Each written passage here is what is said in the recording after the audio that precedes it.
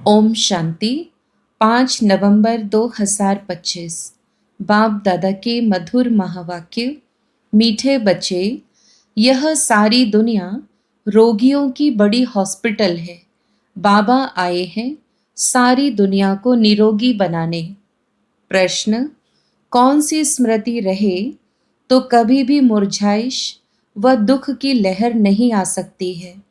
उत्तर, अभी हम इस पुरानी दुनिया, पुराने शरीर को छोड़ घर में जाएंगे, फिर नई दुनिया में पुनर्जन्म लेंगे। हम अभी राजयोग सीख रहे हैं राजाई में जाने के लिए। बाप हम बच्चों के लिए रूहानी राजस्थान स्थापन कर रहे हैं। यही स्मृति रहे तो दुख की लहर नहीं आ सकती। गीत, तुम ही हो माता। ओम शांति। गीत कोई तुम बच्चों के लिए नहीं है, नए नए को समझाने के लिए है। ऐसे भी नहीं कि यहाँ सब समझदार ही हैं, नहीं, बेसमझ को समझदार बनाया जाता है। बच्चे समझते हैं हम कितने बेसमझ बन गए थे, अब बाप हमको समझदार बनाते हैं। जैसे स्कूल में पढ़कर बच्चे कितना समझदार बन जाते हैं।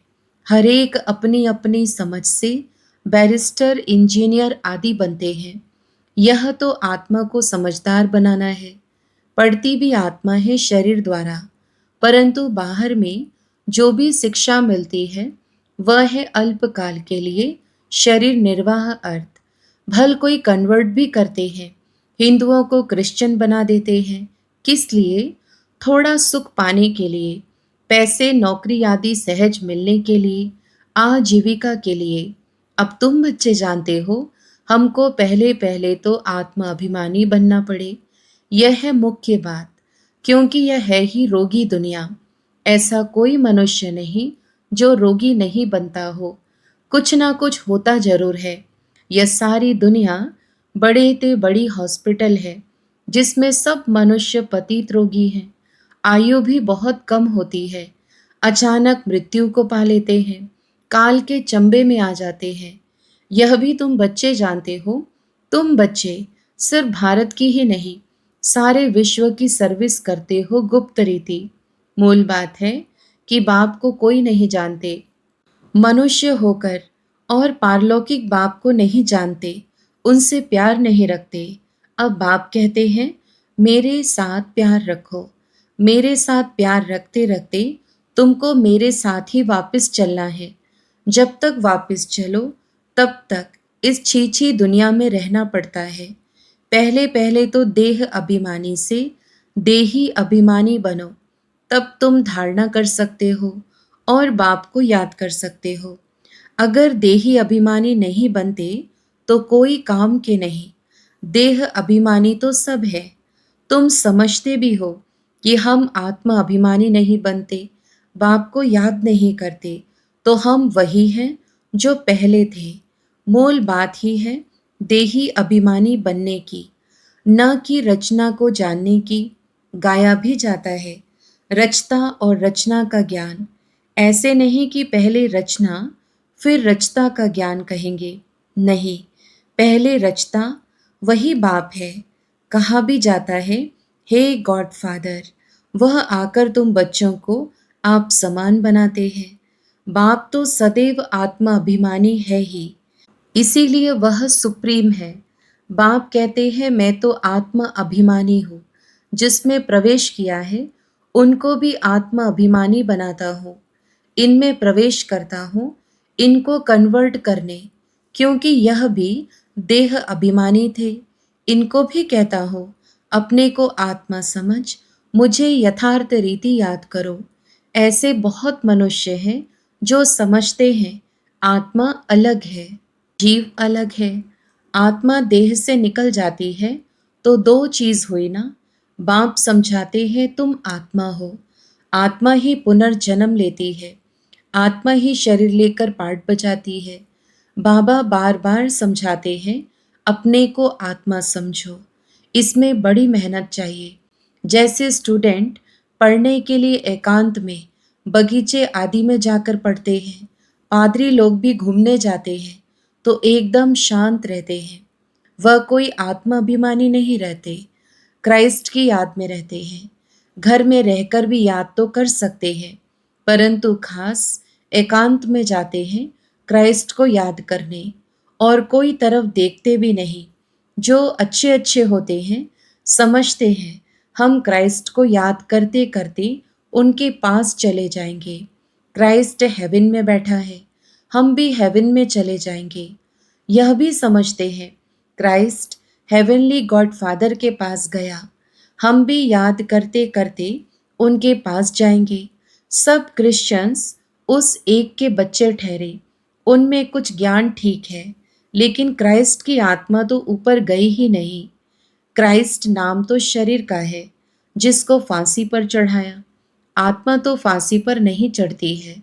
अब क्राइस्ट की आत्मा गॉड फादर के पास गई, यह कहना भी रॉन्ग हो जाता है। वापस कोई कैसे जाएंगे? हर एक को स्थापना फिर पालना जरूर करनी होती है। मकान को पोताई आदि कराई जाती है, यह भी पालना है ना। अब बेहद के बाप को तुम याद करो। यह नॉलेज बेहद के बाप के सिवाय कोई दे ना सके। अपना ही कल्याण करना है, रोगी से निरोगी बनना है। यह रोगियों की बड़ी हॉस्पिटल है, सारे विश्व रोगियों की हॉस्पिटल है। रोगी जरूर जल्दी मर जाएंगे, बाप आकर इस सारे विश्व को निरोगी बनाते हैं। ऐसे नहीं कि यहाँ ही निरोगी बनेंगे। बाप कहते हैं निरोगी होते ही है नई दुनिया में, पुरानी दुनिया में निरोगी हो न सके। यह लक्ष्मी नारायण निरोगी एवर हेल्दी है, वहाँ आयु भी बड़ी होती है, रोगी विशेष होते हैं, वाइसलेस रोगी नहीं होते। वह है ही संपूर्ण निर्विकारी। बाप खुद कहते हैं इस समय सारी विश्व खास भारत रोगी है। तुम बच्चे पहले पहले निरोगी दुनिया में आते हो, निरोगी बनते हो याद की यात्रा से। याद से तुम चले जाएंगे अपने स्वीट होम। यह भी एक यात्रा है, आत्मा की यात्रा है, बाप परमात्मा के पास जाने की। यह है स्पिरिचुअल यात्रा। यह अक्षर कोई समझ नहीं सकेंगे। तुम भी नंबरवार जानते हो, परंतु भूल जाते हो। मूल बात है यह, समझाना भी बहुत सहज है, परंतु समझाए वह जो खुद भी रूहानी यात्रा पर हो। खुद होगा नहीं, दूसरों को बताएंगे तो तीर नहीं लगेगा। सच्चाई का जौहर चाहिए। हम बाबा को इतना याद करते हैं जो बस स्त्री पति को कितना याद करती है। यह है पतियों का पति, बापों का बाप, गुरुओं का गुरु। गुरु लोग भी उस बाप को ही याद करते हैं। क्राइस्ट भी बाप को ही याद करते थे, परंतु उनको कोई जानते नहीं है। बाप जब आए तब आकर अपनी पहचान देवे। भारतवासियों को ही बाप का पता नहीं है, तो औरों को कहाँ से मिल सकता। विलायत से भी यहाँ आते हैं योग सीखने के लिए। समझते हैं प्राचीन योग भगवान ने सिखाया, यह है भावना। बाप समझाते हैं सच्चा सच्चा योग तो मैं ही कल्प कल्प आकर सिखलाता हूँ एक ही बार। मुख्य बात है अपने को आत्मा समझ, बाप को याद करो। इसको ही रूहानी योग कहा जाता है। बाकी सबका है जिस्मानी योग। ब्रह्म से योग रखते हैं, वह भी बाप तो नहीं है, वह तो महतत्व है, रहने का स्थान। तो राइट एक ही बाप है, एक बाप को ही सत्य कहा जाता है। यह भी भारतवासियों को पता नहीं कि बाप ही सत्य कैसे है। वही सच्चखंड की स्थापना करते हैं, सच्चखंड और झूठखंड। तुम जब सचखंड में रहते हो तो वहाँ रावण राज्य ही नहीं होता। आधा कल बाद रावण राज्य झूठखंड शुरू होता है। सच्चखंड पूरा सतयुग को कहेंगे, फिर झूठखंड पूरा कलयुग का अंत। अभी तुम संगम पर बैठे हो, न इधर हो न उधर हो। तुम ट्रेवल अर्थात यात्रा कर रहे हो। आत्मा ट्रेवल कर रही है, शरीर नहीं। बाप आ करके यात्रा करना सिखलाते हैं। यहाँ से वहाँ जाना है, तुमको यह सिखलाते हैं। वो लोग फिर स्टार्स, मून आदि तरफ जाने की ट्रेवल करते हैं। अभी तुम जानते हो उनमें कोई फायदा नहीं, इन चीज़ों से ही सारा विनाश होना है। बाकी जो भी इतनी मेहनत करते हैं सब व्यर्थ। तुम जानते हो यह सब चीज़ें जो साइंस से बनती हैं वह भविष्य में तुम्हारे ही काम आएंगी। यह ड्रामा बना हुआ है। बेहद का बाप आकर पढ़ाते हैं तो कितना रिगार्ड रखना चाहिए। टीचर्स का वैसे भी बहुत रिगार्ड रखते हैं। टीचर फरमान करते हैं अच्छी रीति पढ़कर पास हो जाओ। अगर फरमान को नहीं मानेंगे तो नापास हो जाएंगे। बाप भी कहते हैं तुमको पढ़ाते हैं विश्व का मालिक बनाने। यह लक्ष्मी नारायण मालिक है। भल प्रजा भी मालिक है, परंतु दर्जे तो बहुत है ना। भारतवासी भी सब कहते हैं ना हम मालिक हैं। गरीब भी भारत का मालिक अपने को समझेगा, परंतु राजा और उनमें फर्क कितना है। नॉलेज से मर्तबे का फर्क हो जाता है। नॉलेज में ही होशियारी चाहिए। पवित्रता भी जरूरी है तो हेल्थ वेल्थ भी चाहिए। स्वर्ग में सब है ना। बाप एम ऑब्जेक्ट समझाते हैं। दुनिया में और कोई की बुद्धि में यह एम ऑब्जेक्ट होगी नहीं। तुम फट से कहेंगे हम यह बनते हैं, सारे विश्व में हमारी राजधानी होगी। यह तो अभी पंचायती राज्य है। पहले थे डबल ताजधारी, फिर एक ताज अभी 9 ताज। बाबा ने मुरली में कहा था यह भी चित्र हो। डबल सिरताज राजाओं के आगे सिंगल ताज वाले माथा झुकाते हैं।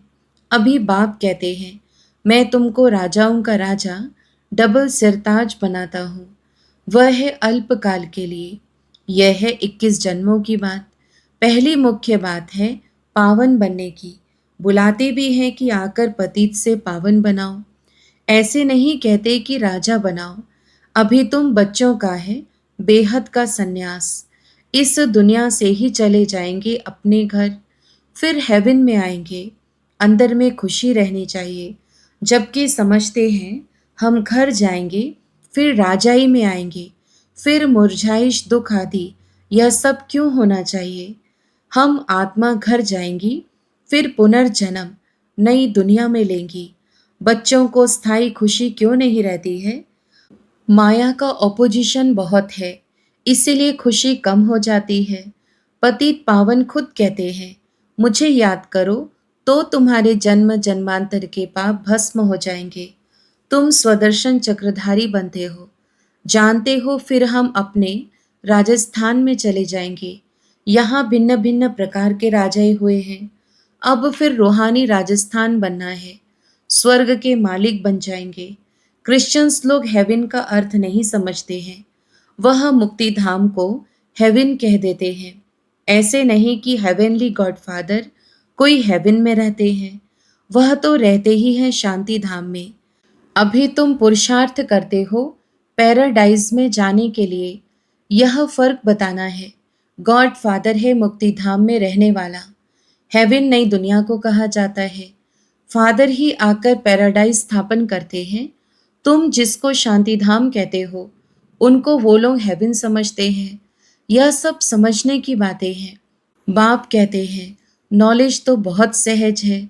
यह है पवित्र बनने की नॉलेज, मुक्ति जीवन मुक्ति में जाने की नॉलेज, जो बाप ही दे सकते हैं।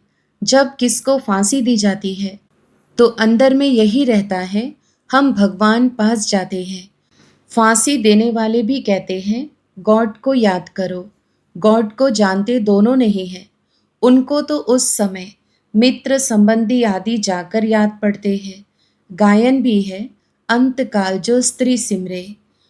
कोई ना कोई याद जरूर रहता है। सतयुग में ही मोहजीत रहते हैं। वहाँ जानते हैं एक खाल छोड़ दूसरी ले लेंगे। वहाँ याद करने की दरकार नहीं। इसीलिए कहते हैं दुख में सुमिरन सब करे। यहाँ दुख है इसीलिए याद करते हैं भगवान से कुछ मिले। वहाँ तो सब कुछ मिला ही हुआ है। तुम कह सकते हो हमारा उद्देश्य है मनुष्य को आस्तिक बनाना, धनी का बनाना। अभी सब निधन के हैं, हम धन का बनते हैं। सुख शांति संपत्ति का वर्षा देने वाला बाप ही है। इन लक्ष्मी नारायण की कितनी बड़ी आयु थी यह भी जानते हैं। भारतवासियों की पहले पहले आयु बहुत बड़ी रहती थी, अब छोटी है। क्यों छोटी हुई है, यह कोई भी नहीं जानते। तुम्हारे लिए तो बहुत सहज हो गया है समझना और समझाना, सो भी नंबरवार है। समझाने हर एक की अपनी अपनी है। जो जैसी धारणा करते हैं ऐसे समझाते हैं। अच्छा, मीठे मीठे सिकीलधे बच्चों प्रति माता पिता बाप दादा का याद प्यार और गुड मॉर्निंग। रूहानी बाप की रूहानी बच्चों को नमस्ते। धारणा के लिए मुख्य सार। पहला, जैसे बाप सदैव आत्म अभिमानी है, ऐसे आत्म अभिमानी रहने का पूरा पूरा पुरुषार्थ करना है। एक बाप को दिल से प्यार करते करते बाप के साथ घर चलना है। दूसरा, बेहद के बाप का पूरा पूरा रिगार्ड रखना है, अर्थात बाप के फरमान पर चलना है। बाप का पहला फरमान है, बच्चे अच्छी रीति पढ़कर पास हो जाओ। इस फरमान को पालन करना है। वरदान, शक्तिशाली सेवा द्वारा निर्बल में बल भरने वाले सच्चे सेवाधारी भव। विस्तार, सच्चे सेवाधारी की वास्तविक विशेषता है निर्बल में बल भरने के निमित्त बनना। सेवा तो सभी करते हैं, लेकिन सफलता में जो अंतर दिखाई देता है उसका कारण है सेवा के साधनों में शक्ति की कमी। जैसे तलवार में अगर जौहर नहीं तो वह तलवार का काम नहीं करती, ऐसे सेवा के साधनों में यदि याद की शक्ति का जौहर नहीं तो सफलता नहीं। इसीलिए शक्तिशाली सेवाधारी बनो। निर्बल में बल भरकर क्वालिटी वाली आत्माएं निकालो, तब कहेंगे सच्चे सेवाधारी। स्लोगन, हर परिस्थिति को उड़ती कला का साधन समझकर सदा उड़ते रहो। अव्यक्त इशारे, अशरीरी व विदेही स्थिति का अभ्यास बढ़ाओ। वैसे अशरीरी होना सहज है, लेकिन जिस समय कोई बात सामने हो, कोई सर्विस के झंझट सामने हो, कोई हलचल में लाने वाली परिस्थितियां हो, ऐसे समय में सोचा और अशरीरी हो जाए, इसके लिए बहुत समय का अभ्यास चाहिए। सोचना और करना साथ साथ चले, तब अंतिम पेपर में पास हो सकेंगे। अच्छा, ओम शांति।